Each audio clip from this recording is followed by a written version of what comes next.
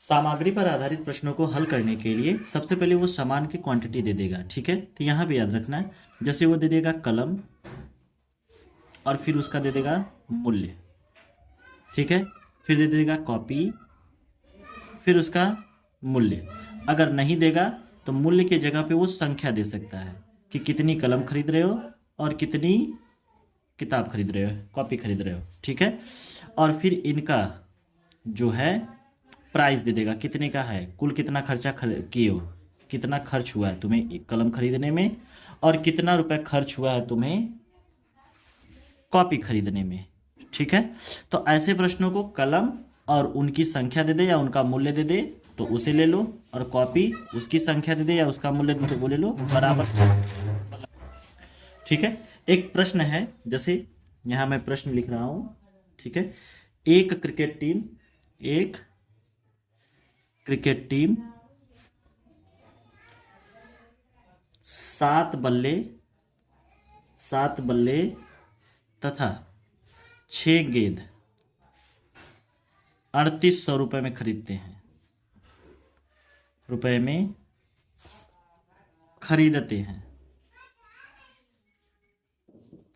कितने रुपए में खरीदते हैं, 3800 रुपए में।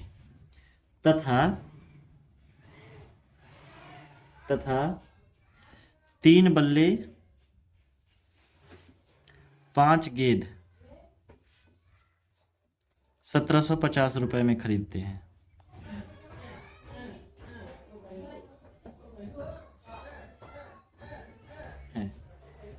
तो प्रत्येक गेंद व बल्ले का मूल्य क्या होगा, तो प्रत्येक गेंद व बल्ले का मूल्य क्या होगा, क्या होगा। प्रश्न को ध्यान से समझिएगा, सामग्री पे आधारित प्रश्न है। प्रश्नों को कैसे करना है हमने आपको बता दिया है कि क्या खरीद रहे हो और कितनी संख्या में खरीद रहे हो या क्या चीज क्या प्राइस है। ठीक है, तो मेरी बातों को ध्यान सुनिए। इसमें 2 चीज खरीदी जा रही है, एक बल्ला है और एक गेंद है। वैसे यहाँ अमाउंट 6 लिखा है, मतलब बल्ले और गेंद एक खरीद रहे हो, तो लिख देंगे माना बल्ले की प्राइस, बल्ले की कीमत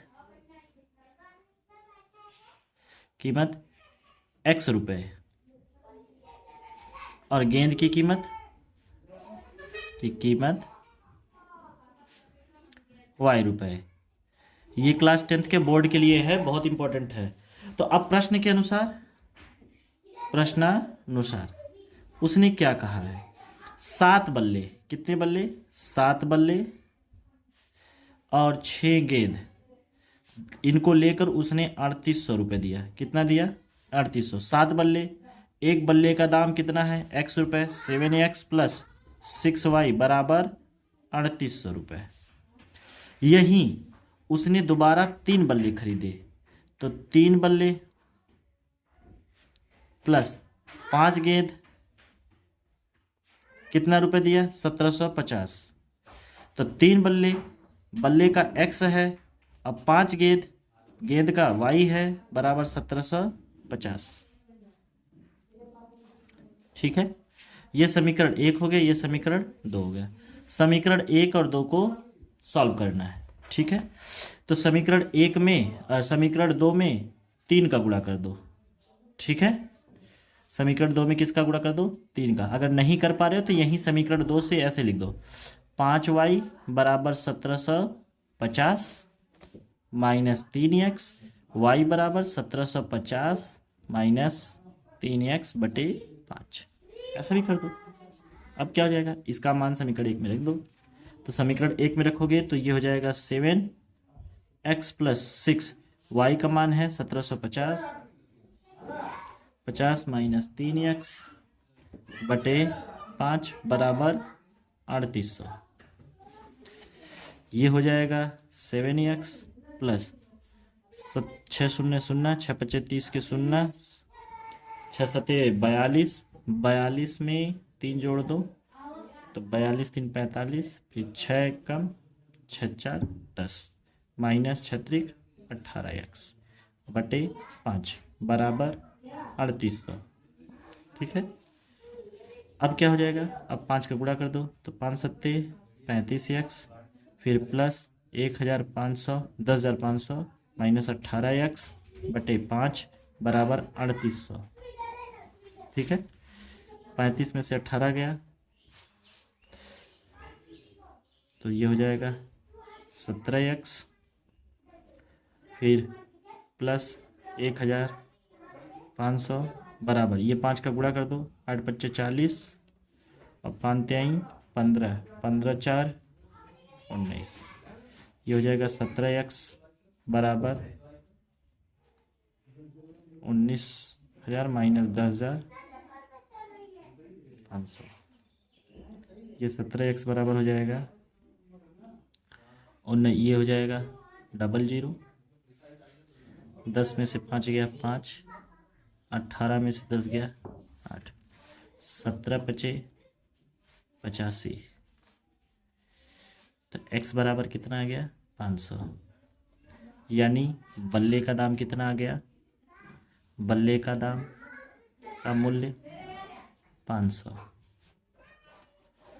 अब किसी एक समीकरण में रख दो, जैसे ये वाला समीकरण नंबर 2 है तो यहाँ लिख दो समीकरण 2 से, समीकरण 2 से 3x plus 5y, 3x plus 5y बराबर 1750। ठीक है, तो यहाँ हो जाएगा 3x प्लस 5y की जगह पे लिखो 500। एक मिनट यहाँ x का मान आया है तो सॉरी, ये हो जाएगा 3 गुणे 500 प्लस 5y बराबर 1750, 5 तिहाई 1500, 5y बराबर 1750, ये उधर चला गया, 5y बराबर 1750 माइनस 1500, 5y बराबर 250, 5 पच्चे 25, y बराबर 50 रुपया। मतलब आपके जो गेंद है वो 50 रुपये की है और आपका जो बैट है बल्ला है वो 500 का है। ठीक है, आपके सामने सॉल्व किया गया है। ये बोर्ड का क्वेश्चन है, बोर्ड में काफ़ी बार पूछा जाता है, तो इन क्वेश्चन को तैयार कर लीजिए। ठीक है, इस तरीके से आपको प्रश्न को हल करना है।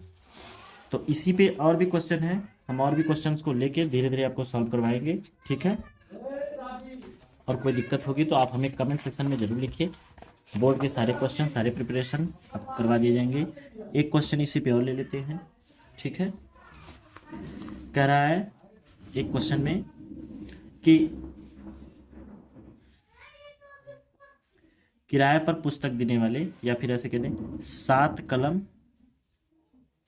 व 5 पुस्तक का मूल्य 200 रुपये तथा 4 कलम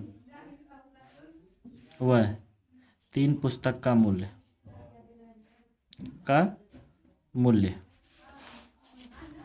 75 रुपये तो एक पुस्तक